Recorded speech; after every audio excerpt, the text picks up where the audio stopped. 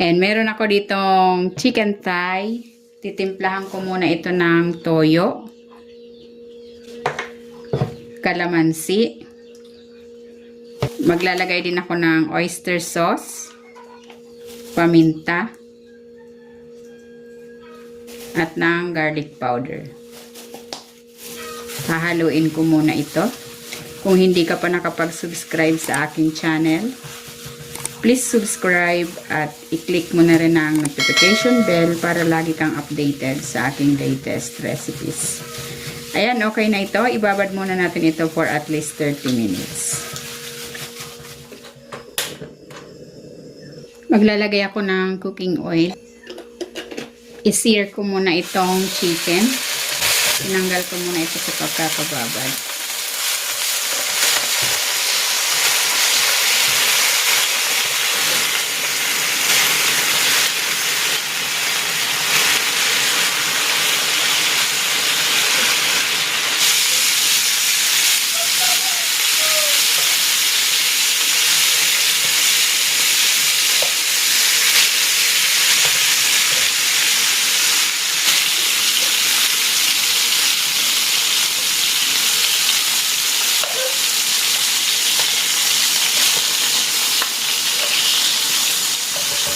Nagigisa na ako dito ng bawang.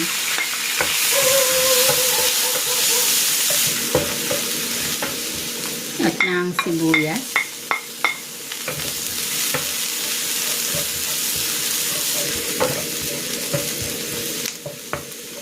Ilalagay ko na itong mushroom.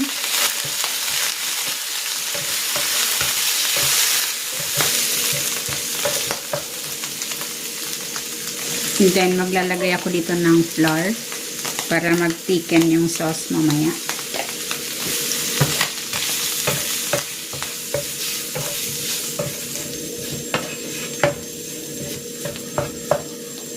At ibabalik ko na dito yung pinagbabaran ng chicken.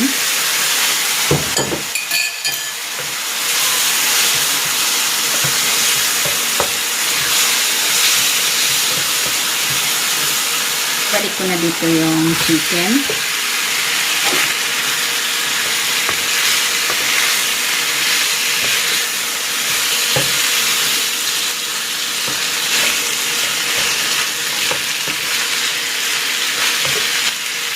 Lalagay ako dito ng tubig.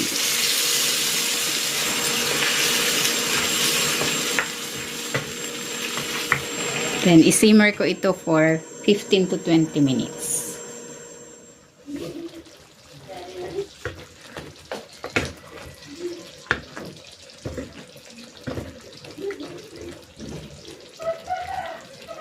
Maglalagay ako dito ng fried garlic at ng parsley flakes.